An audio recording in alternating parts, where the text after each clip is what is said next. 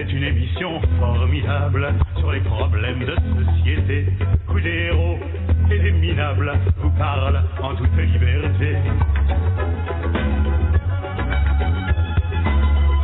Sont-ils victimes? Sont-ils coupables? Ce soir, voici pour commencer quelques racketteurs redoutables qui font la sortie des lycées.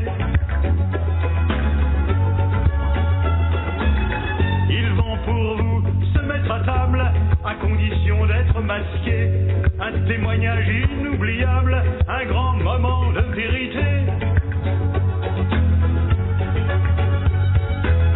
Ce soir, après la roue de la fortune, les racketteurs sont à la lune.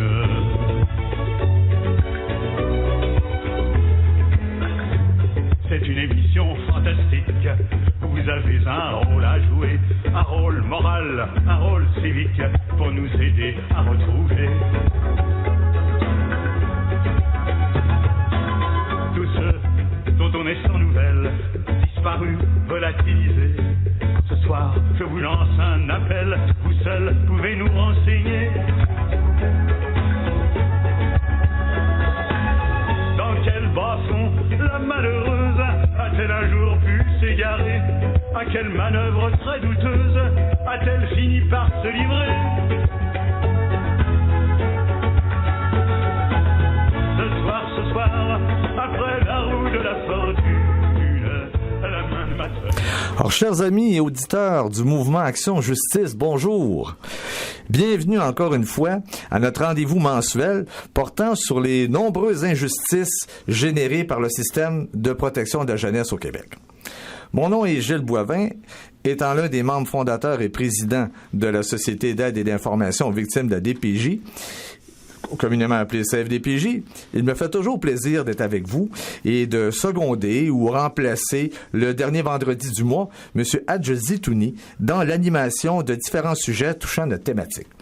Avec moi, pour m'accompagner, M. Yann Stoll, aussi membre de la Société d'aide et d'information aux victimes de la DPJ, et notre référence historico-politico-légale en protection de la jeunesse. Bonjour, M. Stoll. Bonjour. Nous aurons aussi la chance, au cours de l'émission, d'avoir un entretien téléphonique avec Mme Luce Bouchard, habituée de notre émission, présidente de l'Association pour le respect des droits des enfants, parents et grands-parents du Québec.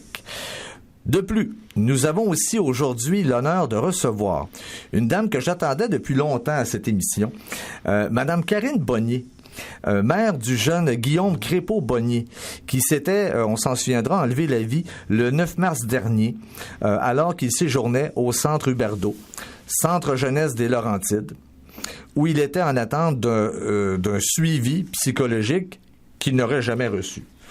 Bonjour, Mme Bonnier. Bonjour. Bienvenue à cette émission. Je suis très heureux de vous avoir avec nous, comme je le disais. Et finalement, nous avons aussi la présence de M. Mario Roy, parent ayant reçu des services de la DPJ et qui pourra nous subir, oui, comme dit Yann. Donc, bienvenue, M. Roy. Bonjour. Alors, dans quelques minutes, j'aurai l'occasion de leur laisser la parole et de les interroger sur notre sujet du jour, soit la qualité des services offerts dans les centres jeunesse au Québec. Alors, est-ce que la sécurité et le développement de l'enfant, objet de l'article 38 de la Loi de la protection de la jeunesse au Québec, sont réellement préservés dans les centres jeunesse?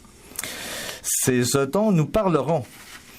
Mais auparavant, j'aimerais souligner que si vous désirez nous envoyer vos commentaires, nous faire parvenir vos questions ou obtenir de l'information concernant une problématique que vous pourriez vivre, vous pouvez le faire en nous écrivant à DPJ Radio Centre-Ville en commercial hotmail.com. Donc, DPJ Radio Centre-Ville en commercial hotmail.com ou par la poste, si vous le désirez, à CFDPJ, SAIV-DPJ, Casse postale 193, Sainte-Agathe-des-Monts, Québec, J8C 3A3. Donc, J8C 3A3. Maintenant, avant d'entendre le point de vue de nos invités, j'aimerais parler d'un article paru dans un hebdo régional des Basses-Laurentides, La Voix des Mille-Îles, le 19 novembre dernier, qui m'a littéralement assommé, je vous le dis tout de suite, et qui titrait « Grand Prix québécois de la qualité, le Centre jeunesse des Laurentides parmi les lauréats ». Je vous lis certains passages. On nous dit « Le Centre jeunesse des Laurentides a été nommé lauréat 2014 de la grande mention dans le cadre des Grands Prix québécois de la qualité dévoilé le 13 novembre. C'est le ministre de l'Économie, de l'Innovation et des Exportations, Jacques Daoust, qui a procédé à la remise des prix décernés chaque année à des entreprises et des organismes publics en signe de reconnaissance de leur performance globale ainsi que pour l'excellence de leur gestion. On y ajoute les Grands Prix québécois de la qualité soulignent officiellement les efforts continus d'organisations qui ont réussi à optimiser leur performance afin d'atteindre les plus hauts sommets de l'excellence. On ajoute, les Grands Prix québécois de la qualité constituent la plus haute distinction remise par le gouvernement du Québec aux entreprises et aux organismes les plus performants. Ils se comparent par leur rigueur à certains prix de renommée internationale, dit-on, à leur sujet. Et on ajoute, soulignons par ailleurs que le Centre jeunesse des Laurentides n'en est pas à sa première distinction en 2014. Retenez bien cette date-là. Le 16 octobre dernier, à l'occasion de la remise des prix d'excellence et mention d'honneur du réseau de la santé et des services sociaux, le Centre jeunesse des Laurentides a été nommé lauréat 2014 de la mention d'excellence du ministre dans le domaine de la valorisation et mobilisation des ressources humaines. Et on termine en disant, cette mention d'excellence du ministre récompense un établissement du réseau de la santé et des services sociaux qui s'est démarqué de façon significative dans le domaine de la valorisation et de la mobilisation des ressources humaines. Avec cette mention spéciale, le ministère de la Santé et des Services sociaux veut souligner l'importance et le rôle clé du personnel du réseau. Une bourse de 10 500 $ a été remise au Centre jeunesse des Laurentides. Je vous dis tout de suite, quand je lis ça, je suis estomaqué. J'aimerais ça qu'on me l'explique, comment le réseau de la protection de la jeunesse des Laurentides peut-il être récompensé pour la qualité de ses services, alors qu'un jeune peut avoir le temps de s'y suicider avant d'avoir les services dont il a besoin? Je vous rappelle que le 18 juillet 2013, un juge de la Cour du Québec a ordonné que Guillaume Crépeau-Bonnier, adolescent de 15 ans, reçoivent des services psychologiques et que le 9 mars 2014, 8 mois plus tard, date de son décès, il ne les avait toujours pas reçus.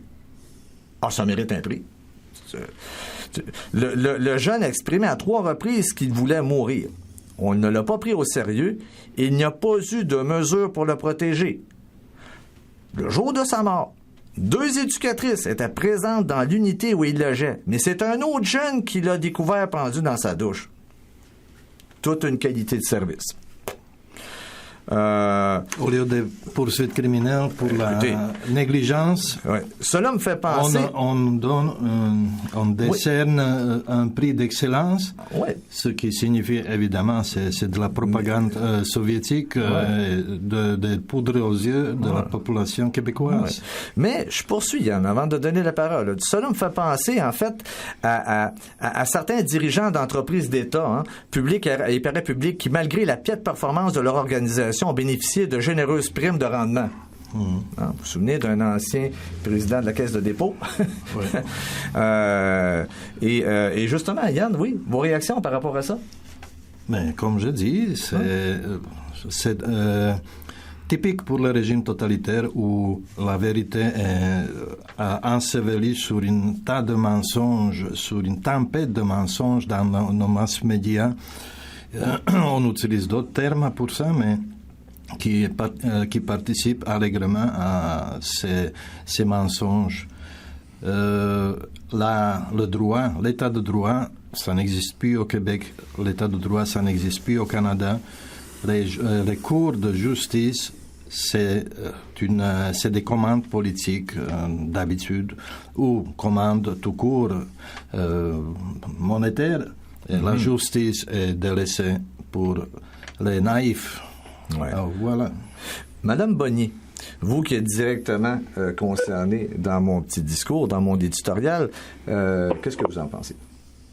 Comment vous réagissez face à ça? Quel est votre ressenti? Quand vous entendez ce qu'on a offert comme prix? J'en reviens pas. Vous savez, il y a eu un autre suicide au mois d'août à Huberdeau. Un autre, hein? Mm-hmm. Oui. Il a été vaguement parlé dans les journaux, mais c'est ça. Il y a eu un autre jeune qui a fait le même geste que mon fils. Je pense que c'est dans pas mal les mêmes circonstances. Et ils en ont prévenu un autre aussi dans la semaine suivant le décès de mon fils. Il y a un autre qui voulait se prendre la même façon de faire, puis ils l'ont trouvé à temps. Mm-hmm. Je pense pas, non, qu'il devrait recevoir un prix, là. Je pense que ça existe peut-être même pas au Québec qu'il y ait autant de suicides dans un même sens. Pourquoi eux ils recevraient un prix, pas les autres, dans le fond, là? Mm-hmm. Je sais pas, je suis scandalisée. Ah oui, c'est sidérant. Monsieur Roy, vous comme parent, vous aussi, comment vous réagissez face à ça? Ben, la remise du prix a été faite par un ministre et je trouve ça totalement irresponsable de la part de ce ministre-là d'aller remettre un prix à un organisme qui ne rend aucun service et qui ne respecte aucunement les jugements qui stipulent très bien qu'ils doivent apporter aide et soutien autant à l'enfant que le parent, et de voir que les procédures ne sont pas respectées et qu'ils reçoivent un prix pour ça. Je mettrais le ministre au défi, moi, de se pencher sur certains dossiers que j'ai en ma possession et de voir comment est-ce que c'est misérable et exécrable le système de la protection de la jeunesse au Québec présentement. Je trouve ça très pertinent. Très pertinent ce que vous dites, parce que non seulement il n'y a pas qu'un ministère là-dedans, il y en a deux. Hein? On parle ministère de la Santé et des Services sociaux. Vous savez, c'est La Voix des Mille-Îles, c'est un journal qui est quand même très bien lu dans les Laurentides. Et malheureusement, c'est un grand sujet de propagande, cet article-là, parce que c'est loin d'être la vérité de ce qui se passe. Les dossiers que je traite sont justement protection de la jeunesse des Laurentides. Et je peux vous dire que si un seul média rendait ça public, là, je vous garantis qu'il y aurait des personnes qui seraient derrière les barreaux présentement. Bien sûr. Écoutez, ce que je vais vous proposer, c'est que nous prenions une petite pause pour prendre notre souffle là-dessus, et après la pause, nous contacterons Mme Luce Bouchard de l'Association pour le respect des droits des parents, grands-parents et enfants du Québec.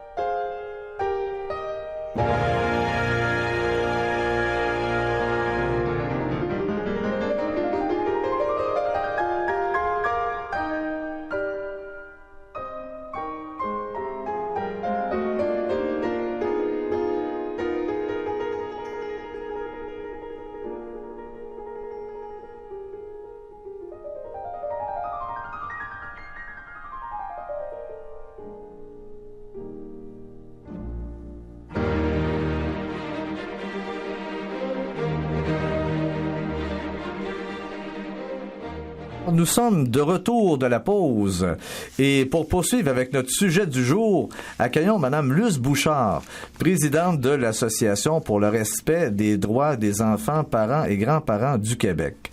Bonjour, Mme Bouchard. Bonjour. Ça va bien? Oui, merci. Heureux de vous avoir à nouveau à notre antenne. Bien, oui, j'écoutais attentivement les propos concernant la DPJ. Alors, ça m'a ramené vraiment aux mémoires que le barreau avait déposées en 2005. Ah oui? Concernant... c'était titré « Il était une fois un projet de loi sur la protection de la jeunesse ».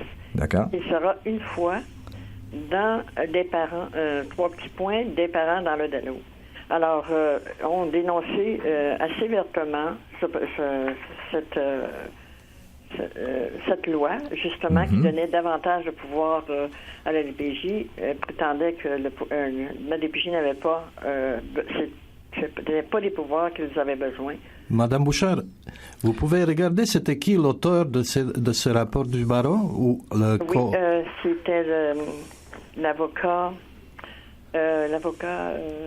Trahan, Maître Patrice Urtubise. Oui, c'est ça, Maître Urtubise. Et vous savez qu'est-ce qui est devenu de Maître Urtubise? Pas nécessairement. Il était nommé juge à la Cour du Québec, Centre de la jeunesse. Alors, c'est comme ça qu'on ferme la trappe aux gens qui contestent. Exactement. On met ça dans le protecteur des citoyens. En regardant la personnalité de Maître Urtubise, moi, je dénonce une loi et après, j'accepte de rendre jugement en vertu de cette loi que je dénonce. Alors voilà la personnalité de ce juge. Lui, il y avait un autre avocat qui participait à qui était Maître Beausoleil et qui faisait exactement ce que les avocats, ce que les DPJ voulaient. Oui, je me souviens de Maître Beausoleil. Donc, malgré ça, au moment, ils l'ont dénoncé quand même. Je ne sais pas si c'était pour se faire du capital ou autre, ou obtenir justement un poste de juge. Mais ils expriment quand même des idées vraiment que d'abord la rupture du consensus social, la rupture des enfants et des parents, d'éloigner lorsqu'ils retirent un enfant. Souvent, le parent va avoir des rendez-vous, des droits de visite et tout. Mais graduellement, lorsque l'enfant est tout petit, on va nécessairement éloigner le parent davantage, disant que ça perturbe l'enfant et tout. Alors, jusqu'à ce que le parent soit carrément hors de vue de l'enfant ou de tout contact. Alors, on décide de procéder à l'adoption ou de confier l'enfant à des familles d'accueil pas toujours qualifiées. Mais, Madame Bouchard, à la DPJ, on est prompt, on s'entend là-dessus, on est prompt à retirer un enfant à sa famille sous prétexte que sa sécurité et son développement seraient compromis ou en danger. Mais une fois en centre d'accueil, selon vous, sont-ils davantage garantis lorsqu'on parle de sécurité et de développement? Si on reconnaît la valeur d'un arbre à ses fruits, là, on peut peut-être mettre cette garantie en doute. Qu'est-ce que vous en pensez? Certainement, parce que je connais une famille d'accueil, entre autres, là, il y a 4 enfants qui ont été retirés graduellement pour des abus, mais on continuait à envoyer encore des enfants dans cette famille-là. Alors, je connais la famille d'accueil personnellement, et je vous dis, j'ai le nom des enfants aussi, qui ont été agressés et violentés. Alors, ces enfants-là, aujourd'hui, sont maintenant majeurs. Mais peut-être, on ne sait pas si un jour, tous ces enfants qui ont été violentés et maltraités dans la famille d'accueil pourront être réunis. Ça, on ne le sait pas. Mm-hmm. Mais c'est parce que les moyens ont détruit tout leur dossier après 5 ans. Le dossier est détruit complètement. Alors, il faut vraiment avoir les documents légaux. Puis souvent, les parents négligent de garder ces documents-là. De garder des copies des documents. Les possibilités de poursuite sont minces. Oui, effectivement, vous avez bien raison.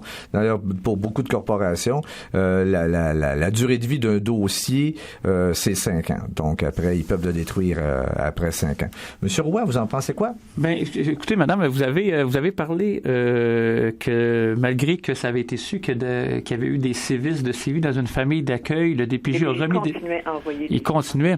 Je comprends pas pourquoi il n'y a eu aucune accusation de négligence criminelle concernant les avocats et les travailleurs sociaux qui déposaient ces dossiers-là à la Cour. Il y a eu des plaintes. Oui, mais je parle pas de plaintes. Je parle d'accusations criminelles, de négligence criminelle. Oui. Ah, c'est parce que c'est le procureur général. On peut parler de complicité de fait de la part du gouvernement et du Barreau du Québec. Exactement, parce que le procureur n'a jamais voulu, malgré les rapports médicaux, malgré toutes les preuves, le procureur a refusé de poursuivre. Alors, ni plus ni moins que ça a été mis sous le tapis. Donc dans ce cas-là, il faudrait qu'un regroupement de parents dépose des plaintes privées concernant ces procureurs-là, parce que ces procureurs-là sont complices. Oh, mettez-en. Les procureurs sont aussi complices, parce que c'est... Mais comment passer à côté du procureur qui va tout bloquer toujours? Du club, il y a plein de gens qui sont dans ce club-là. Là. Mm-hmm. Donc, finalement, c'est de sortir dans la rue et... manifester, faire comme les étudiants, sauf les parents. Oui, c'est ça, mais c'est parce que souvent les parents sont démunis, ils sont vraiment démunis. Ce sont les parents pauvres. Justement, Ben, c'est pas juste les parents pauvres aujourd'hui, là. Non, je sais. Mais par contre, les parents ne se méfient pas. Alors souvent, lorsque le dossier est assez avancé, ils n'ont pas la moitié des documents, veulent avoir les documents. La Cour refuse de leur remettre malgré leur obligation de remettre les documents. Alors, c'est difficile de faire une poursuite parce que souvent, toutes ces choses-là sont inscrites dans les documents de la DPJ ou de la Cour. Alors, vous pouvez poursuivre si vous avez ces documents-là parce que c'est leurs propres écrits et leur propre signature. Donc, c'est pas mal difficile de contester ça à la Cour. Bien sûr. Comme vous le dites, les parents ne se méfient pas dans une situation comme ça. Et ensuite de ça, j'ai justement le cas dans le journal d'un professeur qui avait dénoncé une petite... la petite fille avait fait des confidences à sa professeure et elle avait dénoncé à la DPJ. Puis là, la DPJ s'est aperçue que c'est-à-dire le professeur s'est aperçu que la DPJ obligeait l'enfant dans le fil dans l'évolution du dossier. On a obligé l'enfant à suivre une thérapie avec le père et on a accusé la mère d'aliénation parentale. Alors, elle tire ses conclusions en disant que les appels à l'aide pour un enfant sont symptomatiques d'adultes qui ne savent pas protéger leurs petits-enfants bien plus qu'un gage de la qualité de la DPJ. Elle ne donne pas de fleurs à la DPJ tout au long de cet article-là. Maintenant, j'ai le goût d'entendre, si vous permettez, Mme Bouchard, Mme Bonnier là-dessus. Mme Bonnier, lorsque on parle de sécurité et de développement de l'enfant, selon vous, selon votre vision, selon votre expérience, bien sûr, est-ce que vous croyez que lorsqu'un enfant est en centre d'accueil, sa sécurité et son développement sont garantis, sont protégés? Non, je crois pas. Je connais pas les autres centres, là, dans le fond, du Québec, mais celui de Huberdeau, je suis convaincue que les enfants sont pas du tout en sécurité, là, et je pense pas qu'ils vont l'être un jour. Ils doivent fermer ce centre-là, selon moi, là. Ah oui, selon vous, ils devraient se fermer? Ouais. Vos principales récriminations, ce serait quoi par rapport à ce centre-là? Qu'est-ce que vous diriez qui va pas dans ce sens-là? Ben, dans le fond, premièrement, il faudrait qu'ils changent leurs employés ou qu'ils les forment mieux que ça, parce que dans le rapport que j'ai eu, ils admettent que les employés sont pas bien formés pour les jeunes qui ont des problématiques suicidaires. Donc, meilleure formation. Mais ils fournissent un excellent service. Hein? c'est ça? C'est ça le prix de ministre? Oui, ils sont supposés offrir un excellent service, c'est ça. Ah oui, ils sont lauréats pour la qualité des services en 2014. Oui. Surtout après que ces rapports-là sont sortis. C'est assez étonnant. Hein? Vous pourriez nous éclaircir un peu le dossier de votre fils. Est-ce qu'il y a des répercussions? Est-ce qu'il y a des enquêtes qui ont suivi ce geste malheureux qui... Il y a eu une enquête du commissaire aux plaintes de la DPJ parce que j'ai demandé une enquête, parce qu'il faut demander. Quand je l'ai appelé, il m'a dit qu'il était déjà mandaté pour faire une enquête, puis je l'ai poussé pour faire... C'est qui a été mandaté? Le commissaire de la DPJ. C'est à côté. Employé de DPJ. Oui, c'est ça. Il travaille dans la DPJ. Employé de DPJ, enquête sur la DPJ. Voilà je me souviens que la Sûreté du Québec devait entamer une enquête, ainsi que le coroner. Avez-vous eu des nouvelles de ça? La police m'a dit que l'enquête pour eux était finie puis qu'il n'y avait aucune négligence selon eux qui a été faite dans cette cause. Mais le coroner, je n'ai pas encore de nouvelles de lui. Ben, Seigneur. Et il y a eu les droits de la personne qui ont enquêté aussi pour savoir si les droits de mon fils et les nôtres ont été bafoués. OK. Si on prend ça, si vous permettez, M. Stone, si on prend ça en abonné, suite au décès de votre fils à Huberdeau, le commissaire aux plaintes associé à la DPJ des Laurentides, M. Hubert Côté, et la Commission des droits de la personne et de la jeunesse ont émis des recommandations. Pouvez-vous nous en parler un peu de ces recommandations-là?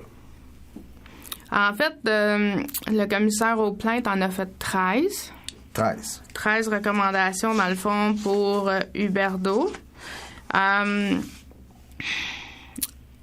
fait, dans la première recommandation, ça dit qu'ils ont besoin d'un guide de soutien pour qu'ils sachent pourquoi que les enfants sont admis, dans le fond, parce que c'est pas clair dans la cause de mon fils, c'est pas clair pourquoi il a été admis à Huberdeau. D'accord. Ils ont laissé sous-entendre que mon fils n'avait pas sa place à Huberdeau. Ah bon? Donc, que l'intervenante, elle a pris la décision toute seule puis qu'elle n'a pas consulté Quand on parle d'intervenante, on parle de... Le travailleur social assigné au dossier de mon fils. D'accord. Mais il n'y a pas de faute commise. Non. Ben non. Ils veulent aussi que quand un jeune revient de fugue, qu'on le prenne plus en charge, parce que dans le fond, mon fils, il a fait une fugue la veille de son décès, et il a dit à l'éducatrice, quand il est revenu, qu'il cotait ses intentions suicidaires de 7 sur 10, et ils l'ont laissé aller, ils ont trouvé que c'était pas si haut que ça. Ah bon? Seigneur. Ils disent aussi qu'il faut assurer le suivi des demandes d'évaluation psychologique. Donc, ils admettent que c'était trop long, que mon fils a... Quand même. Là-dedans, ils parlent de la configuration des lieux, des douches, parce que c'est là que mon fils s'est enlevé la vie. Alors, ils demandent à ce que ça soit modifié. Et selon eux, moi, je sais pas, j'ai pas été, mais selon eux, ils ont tous démoli les douches où ce que mon fils s'est enlevé la vie, ils les ont refaites à neuf. Bon, donc une des recommandations, c'est dans le fond, de refaire des nouvelles douches puis les configurer davantage de façon à ce qu'on puisse observer ce qui se passe. Ouais, dans le fond, c'est ça, pour qu'ils soient plus en sécurité, dans le fond. Ils disent qu'il faut que les plans d'intervention soient... Le responsable, c'est des douches. Oui, c'est ça. Dans une des recommandations, c'est ça. C'est un problème de douche, finalement. Ouais, c'est ça, c'est pas de leur faute. Là, voyons. C'est pour ça qu'ils ont eu un prix.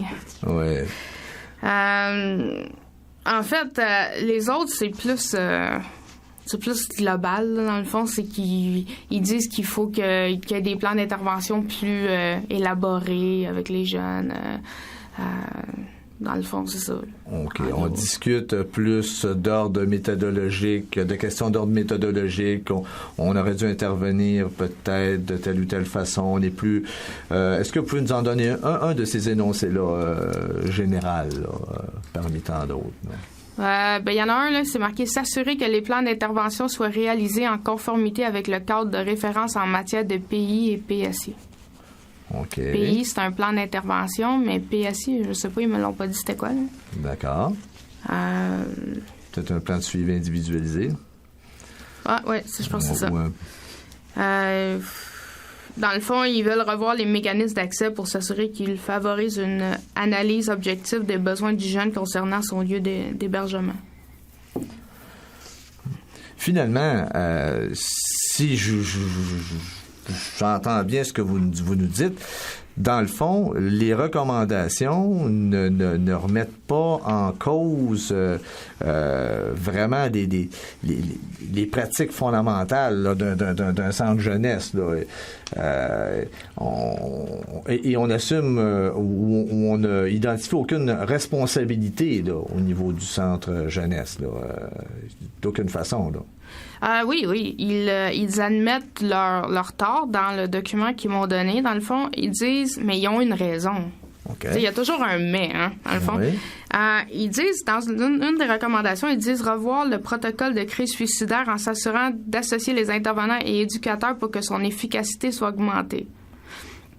Mais dans le fond, ce qu'ils disent avant ça, c'est qu'ils disent que les intervenants qui doivent faire ça, dans le fond, ils sont supposés de contacter, quand il arrive un incident de main, ils sont supposés de contacter, dans le fond, un psychologue de garde. D'accord. Et eux, ils l'ont pas fait dans le cas de mon fils parce qu'ils voulaient juste pas se faire dire de le garder à vue parce que c'est quelque chose que c'est inutile pour eux de se faire dire, là, parce que c'est supposément que ça vient de base de le garder à vue, là. OK. Donc, s'il était à un niveau de risque de 7 sur 10, normalement, on aurait dû lui faire rencontrer un psychologue ou quelque chose. Ou l'envoyer à l'hôpital en urgence. OK. L'envoyer à l'hôpital en urgence et ça leur tentait pas de faire. Non, parce que en fait, j'ai sorti son dossier, dans le fond, de toutes les notes que les intervenants y ont pris là, pendant qu'il était à Huberdeau. Et ici, je vois dans le dossier là, le 4 mars... Dans le fond, mon fils est mort le 9 mars. Il est marqué « tombe dans un discours suicidaire, nomme qui va se suicider, que de toute façon, on s'en fout ». Là, ils ont marqué « on continue de l'ignorer car nous ne voulons pas répondre à ce que nous croyons être sa fonction de recherche d'intervention et il ne présente pas un risque car nous l'avons à vue ». Mais ils l'ont pas à vue quand il est allé dans la douche après. Là. Ils l'ont pas à vue, certain. C'est un autre jeune qui l'a trouvé pendu dans sa douche. Ils l'ont eu à vue assez bizarrement. Monsieur Roy, vous avez... Elle avoue dans son écrit qu'elle continue à l'ignorer. Oui. Un enfant qui a besoin d'aide psychologique, les intervenants l'ignorent. Oui. Ça mérite un prix. Ça mérite un prix, encore une fois. Mais il y a encore une autre chose qui est très troublante, à mon avis. Troublante, c'est que dans le bilan de l'Association des centres jeunesse du Québec de 2006, à la page 7, ils écrivent « La DPJ au service des enfants en besoin de protection », comme sous-titre. Cela a été souvent dit, la protection de la jeunesse ne doit pas être la porte d'entrée pour l'accès à des services d'aide. Lorsque tel est le cas, il en résulte un engorgement des services de protection et cela ne s'avère aucunement être la bonne façon de venir en aide aux familles en difficulté. Cela ayant été souvent dit, il est temps de passer à l'action.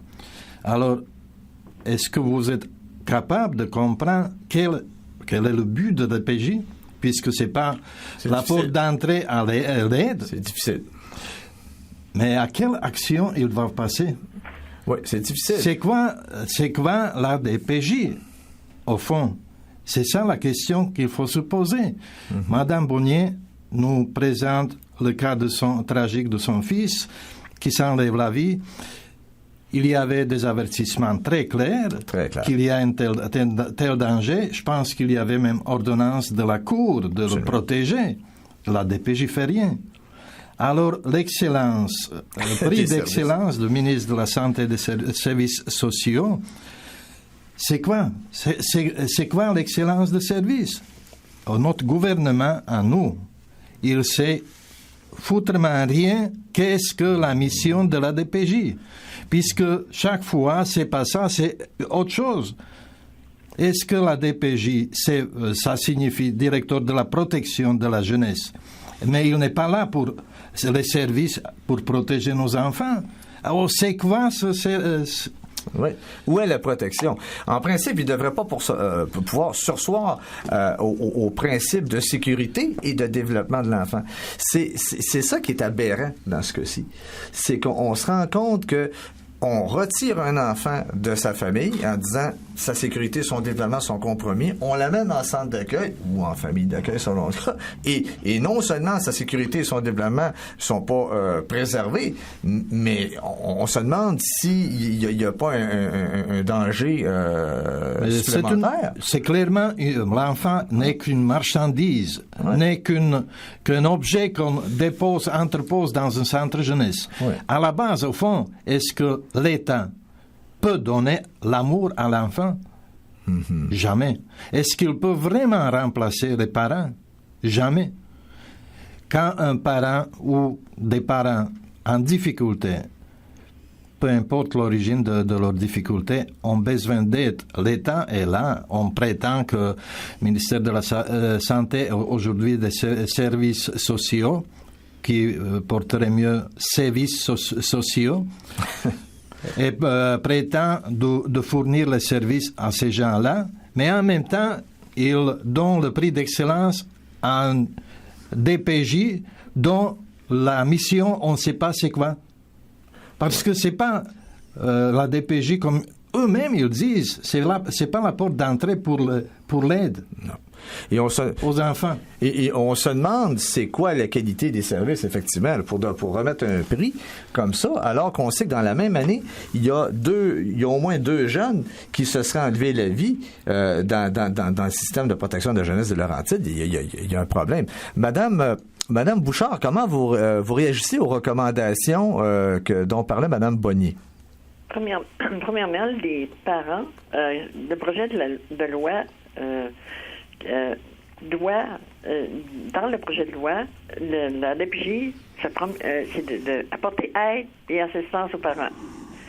Ce qui arrive là, souvent, lorsque le parent a besoin d'aide, bien, on le réfère au CLSC, parce que eux autres ne donnent pas l'aide aux parents.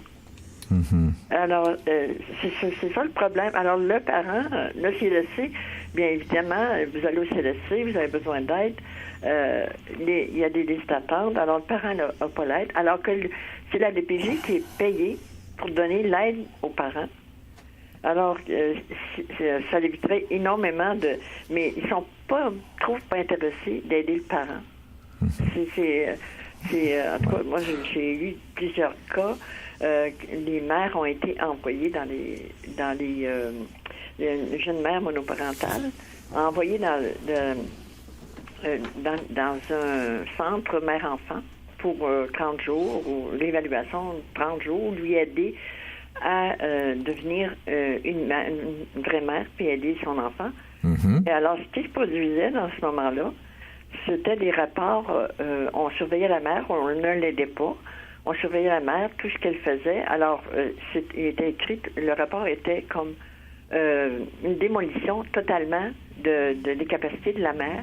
À la fin, la mère sortait sans son enfant. Oui, comme des animaux de laboratoire, la mère. Capable de s'occuper de son enfant.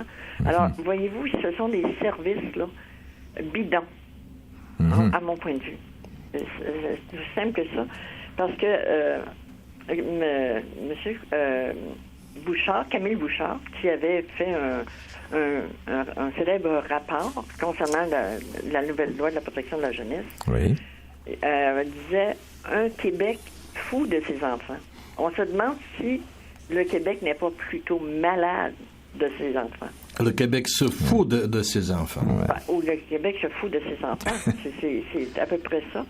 Parce que l'aide, moi, depuis plusieurs années, les gens disent, on n'a eu aucune aide. Tout ce qu'on a eu, ce sont des reproches et des accusations. On fait des évaluations à l'interne. Alors, ce sont toujours des psychologues de la DPJ. Donc, on voit dans le sens ce que la travailleuse sociale et tout. Alors, c'est pas sérieux. Même si on devait faire une refonte avec la loi 125, mais on a donné encore trop de pouvoir. Même les avocats qui ont rédigé du barreau, ont rédigé le rapport, disent que ça en donne plus, en fait. Autant on augmente ses pouvoirs, autant on perd les moyens de les contrôler. Alors, c'est tellement vrai, malgré que Il y a des gens qui ont écrit ce rapport, puis ils sont devenus juges, là. Il était très conscient, le monsieur, en devenant juge, parce que cet avocat-là, qui ferait absolument les mêmes scénarios qui se passent depuis des années. Alors, moi, personnellement, j'ai beau lire ces choses-là, j'en ai des frissons parfois parce que je me dis comment on peut détruire un enfant, sa famille, et ensuite de ça, son milieu, on détruit tout. L'enfant n'a plus d'encadrement, n'a plus de personnalité, il perd sa personnalité, et ensuite, c'est le choc qu'on donne à l'enfant. Un jeune enfant là, de 2 ou 3 ans qu'on enlève comme ça, qu'on retire de sa famille, sans crier gare, l'enfant est marqué pour toujours, je dirais. Pour toujours. En tout cas, de toute manière, puis ensuite de ça, ce qui est triste dans tout ça, la majorité des dossiers se ramassent à la cour. C'est triste, mais on dirait que c'est la Cour qui doit décider. C'est pour valider toujours les décisions de la DPJ. Donc, vous déplorez qu'on judiciarise toujours les dossiers? Dans 75% des cas. Oui. Alors, c'est parce que la DPJ a besoin de faire valider ce que les autres ont décidé.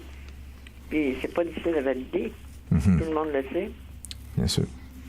Maintenant, bon, on va s'entendre pour dire que il arrive que des travailleuses sociaux vont intervenir dans des familles et vont aider. Bon, on l'a déjà vu. On peut pas dire qu'il aide jamais. Sauf que lorsque il retire, la DPJ retire un enfant ou un adolescent de sa famille, et on sait que ça arrive très souvent.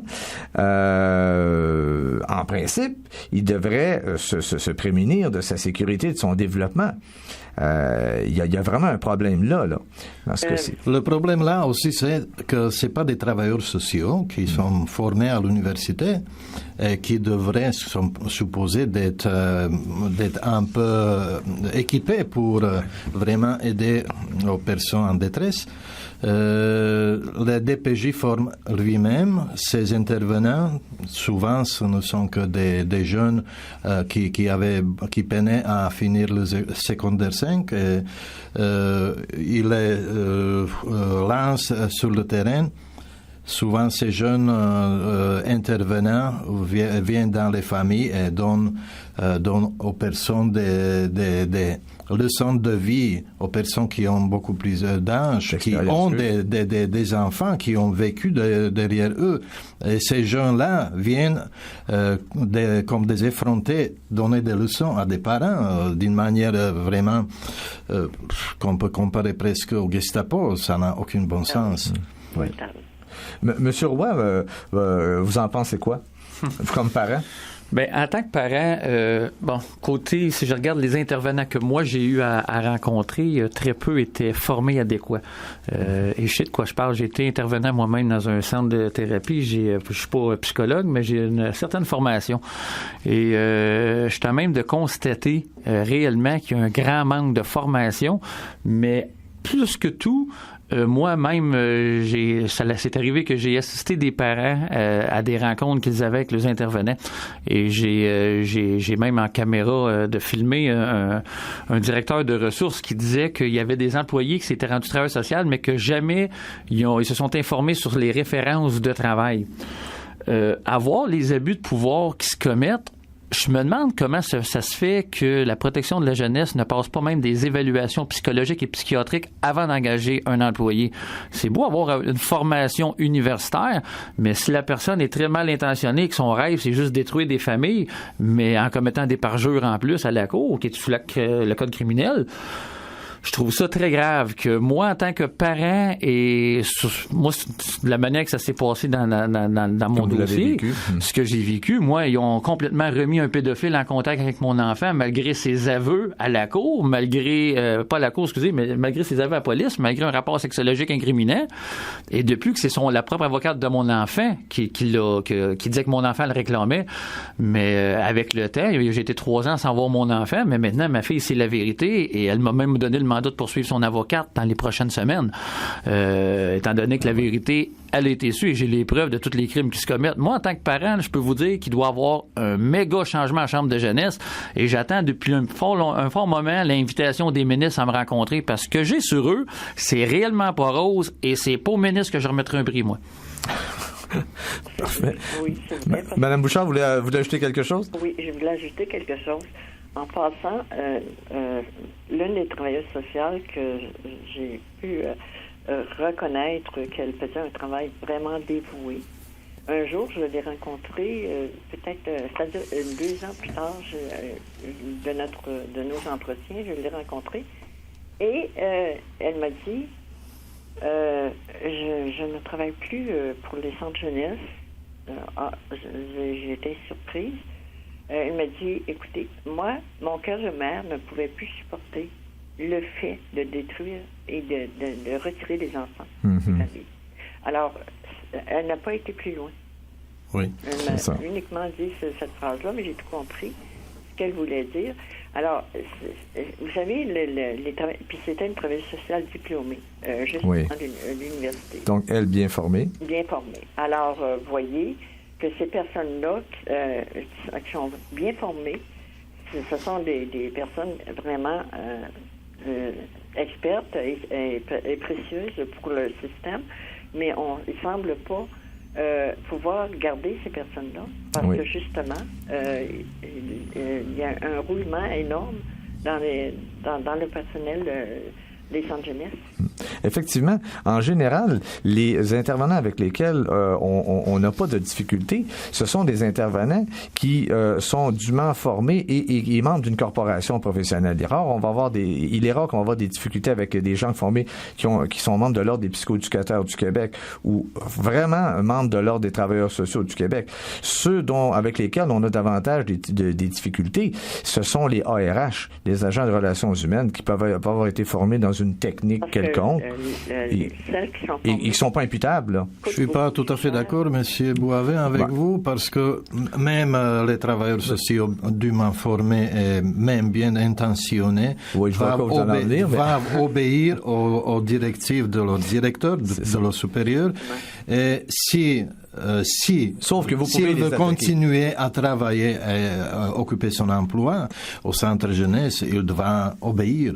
Sinon, il doit déguerpir, tout simplement. Oui. Sauf que ils sont plus attaquables. Ils font beaucoup plus attention. Si vous êtes membre d'un ordre professionnel, vous avez un syndic, on peut attaquer personnellement ce professionnel-là au niveau de sa corporation. C'est beaucoup plus délicat pour lui. Oui, il a allégeance à la DPJ et il va jouer entre l'arbre et l'écorce. Hein. Oui, mais aussi. Mais c'est pas eux autres avec lesquels on a le plus de difficultés. Aussi, le fait très connu, c'est Hannah Arendt qui a déjà, qui après la Deuxième Guerre a développé la théorie de banalité du mal. C'est elle qui a découvert que l'être humain n'a pas besoin d'être un psychopathe pour commettre des choses terribles à l'autrui. Alors, à moins d'être psychopathe, on ne peut pas sciemment en avoir, je fais mal à quelqu'un, de faire ce mal à quelqu'un. Alors, il faut s'envelopper de théories bidons de toutes sortes pour voir l'autre personne comme quelqu'un à qui on fait subir quelque chose vraiment terrible pour son bien. Il faut que la personne soit convaincue que c'est pour son bien. Alors, c'est là où le bas blesse. Le gouvernement a mis sur pied, il y a très longtemps, il y a en 1964, la première loi sur la protection de la jeunesse, qui a donné aucune possibilité à l'enfant même de se faire représenter par un avocat, de faire appel au jugement de la cour, etc. Cette loi qui s'est avérée vraiment catastrophique après les scandales de maltraitance physique des enfants dans les centres jeunesse au Québec en 1975, le Parti québécois qui est arrivé au pouvoir en 1977 a adopté une nouvelle loi sur la protection de la jeunesse en décembre 1977, qui est entrée en vigueur en janvier 1979. Madame Marois, qui était ancienne travailleuse sociale, qui a lancé une grosse campagne. L'enfant, auparavant, n'était qu'un objet de loi. Aujourd'hui, c'est un sujet de loi, ce qui est totalement faux. Encore une fois, l'enfant ne peut que subir l'autorité de l'État qui décide qu'est-ce qu'il va devenir, comment le diriger, etc. Ce n'est qu'un objet dont s'occupe une administration froide, inhumaine, qui nous rend malades. Ouais. Ceci étant dit, revenons un peu au rapport que vous avez entre les mains, Mme Bonny. Vous avez, en fait, il y a deux rapports. Hein? Il y a celui de Hubert Côté, commissaire aux plaintes, et il y a celui de la Commission des droits de la personne et de la jeunesse. Est-ce que les deux sont contradictoires? Est-ce qu'il y a des éléments supplémentaires intéressants dans un rapport, davantage que dans un autre, là? Non, parce que les droits de la personne se basent déjà sur les recommandations du commissaire aux plaintes. OK. Pour faire leurs recommandations. OK. Dans le fond, il y a eu une recommandation que j'ai trouvée vraiment... c'est une joke. Il recommande de nous rencontrer, moi et le père, pour nous expliquer les circonstances du décès de notre fils. Ah ben oui. Parce qu'en fait, avant de les rencontrer, on a eu 4 versions différentes de qu'est-ce qui est arrivé à notre fils. Et en rencontre, on a eu une 5e différente de qu'est-ce qui est arrivé. Donc, il y a 5 versions différentes de qu'est-ce qui est arrivé. Donc, on ne sait pas du tout qu'est-ce qui est arrivé à notre fils. Voilà. Bon. C'est la confusion qu'on veut semer et qu'on sème. Ça, c'est vraiment sciemment. Notre gouvernement le fait de plein gré. Dans le fond, moi, je trouve ça horrible parce que j'ai rêvé longtemps que mon fils, c'était le jeune qui l'a trouvé pendu. Et moi, je rêvais que je le trouvais pendu partout. Mais finalement, à la dernière version, le garçon l'a trouvé à terre parce que ça a l'air que la pôle de rideau de douche a cédé sous son poids. Donc, il est inconscient à terre. Mais c'est une méchante différence pour une mère qui dit qu'il y a des cauchemars. Ça faisait plusieurs mois, je disais que j'avais des cauchemars. Là. Je l'ai su juste au mois de juin. Est-ce que vous avez eu droit à des services psychologiques? Parce qu'on sait que les intervenants terrain du centre du Berdo ont eu droit à des services d'aide psychologique dans les semaines qui ont suivi. Et ça n'a pas pris 8 mois avant qu'ils les aient. Est-ce que vous avez eu des services d'aide, de support psychologique? En fait, je l'ai dit dans les journaux que j'avais jamais eu dans le fond, qu'on me l'avait jamais offert. Donc, à la rencontre du mois de juin, le monsieur m'a offert des services. Et j'ai eu, tout de suite, j'ai été vue en dedans d'une semaine par une psychologue. Et j'ai fait juste une rencontre avec elle parce que... Une seule rencontre? Ouais, j'ai arrêté parce qu'elle m'a dit qu'elle pouvait pas m'aider si je pouvais pas croire que mon fils il est parti au paradis. Donc, il fallait que j'aie les mêmes croyances qu'elle, alors j'ai juste arrêté de me présenter. Là. C'était inutile de faire ça. C'était la seule rencontre que vous avez eue avec cette personne-là? Oui. Eh bien, et ils me ont donné très, très vite les services, hein, par exemple. Tu sais, mon fils est en attente depuis plusieurs mois, puis moi, je l'ai eu tout de suite, le service. Là, Et je me souviens très bien, dans un des articles du Journal de Montréal, on nous disait que c'est pas parce que écoutez bien ça, c'est pas parce que un enfant ou un jeune était placé dans un centre jeunesse qui est sous l'égide de la DPJ qui peut avoir un service d'aide psychologique plus rapidement qu'un autre jeune dans la société. C'est quand même quelque chose, là. Bien sûr. Tu sais, voyons donc. Je tiens à préciser une affaire aussi, c'est que moi, quand mon fils est mort, dans la même semaine, je me souviens plus c'est qui, mais il y a une personne qui travaillait à la DPJ qui m'a contacté puis qui m'a dit que la travailleuse sociale attitrée au dossier de mon fils était démolie puis qu'il voulait que je lui fasse une lettre que je la tenais pas responsable du décès de mon fils. Je ne l'ai jamais fait. Mais ça documente bien, à mon avis, humble avis, mais qui est bien documenté, la politique du gouvernement du Québec, mais aussi de bien d'autres gouvernements des pays occidentaux, et surtout de l'Amérique du Nord, c'est la fuite vers l'avant devant les crimes commis contre la famille par les services sociaux, surtout de la protection de la jeunesse, mais aussi d'autres politiques. C'est la fuite depuis des décennies en donnant de plus en plus de pouvoir arbitraire à ces gens-là.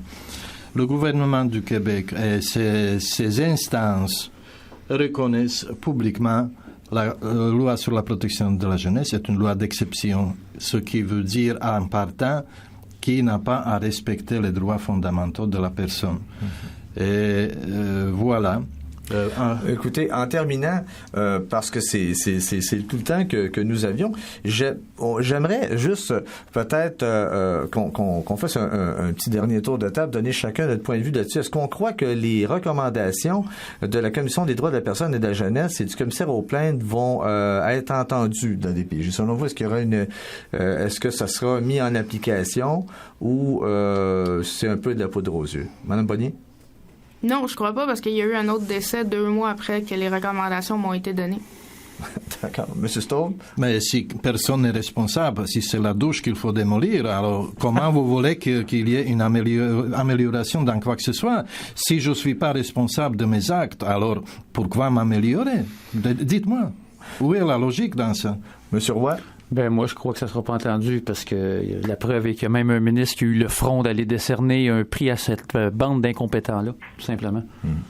Madame Bouchard? Oui. Je me demande combien de temps faut-il attendre, là? Combien de blessures de déchirement seront encore infligées aux enfants et aux familles?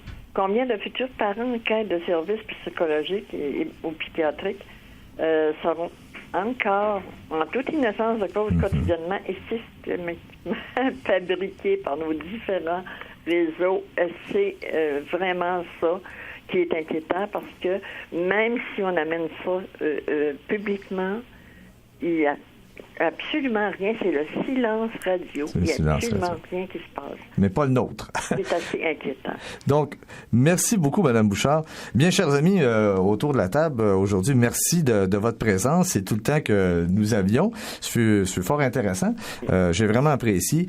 Espérant que notre émission vous a plu. Certainement. Nous vous invitons donc à notre prochain rendez-vous, le dernier vendredi du mois de décembre.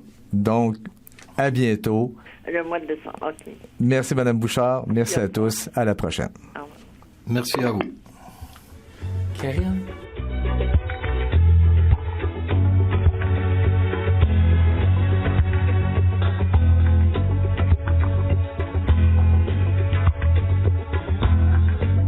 C'est une émission formidable sur les problèmes de société où des héros et des minables vous parlent en toute liberté. Sont-ils victimes? Sont-ils coupables? Ce soir, voici pour commencer quelques racketteurs redoutables qui font la sortie des lycées. Ils vont pour vous se mettre à table à condition d'être masqués. Un témoignage inoubliable, un grand moment de vérité. Ce soir, après la roue de la fortune, les racketteurs sont à la lune.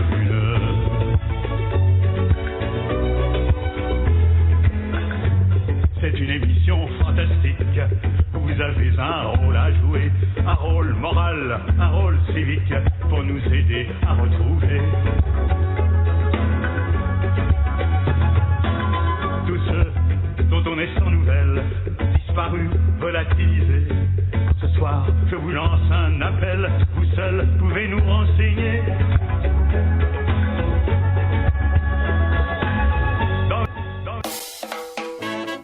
Les productions Nuit d'Afrique invitent tous les artistes de musique du monde au Canada à s'inscrire à la 9e édition des Silidor de la musique du monde. Ce prestigieux concours vitrine est une chance unique de vous faire découvrir et de remporter de nombreux prix. Vous avez jusqu'au 15 décembre 2014 pour soumettre votre candidature. Faites vite, les places sont limitées. Pour plus d'informations, visitez le www.silidor.com. HEC Montréal. Ces lettres vous mèneront loin. Multilingue international, le baccalauréat en administration des affaires vous est offert en 3 cheminements. En français ou bilingue français-anglais ou trilingue français-anglais-espagnol. Le baccalauréat en administration des affaires de HEC Montréal, une expérience universitaire à votre portée. Pour vivre une expérience exceptionnelle dans une université renommée et internationale. Information hec.ca. HEC Montréal. Ces lettres vous mèneront loin. Jusqu'où irez-vous? Contribuez au maintien de la seule radio communautaire multilingue de Montréal. En donnant maintenant de façon sécuritaire sur radiocentreville.com, vos dons sont déductibles d'impôts. Radio Centre-Ville. Radio Centre-Ville. Radio Centre-Ville. Radio Centre-Ville, 102,3 FM, un monde différent.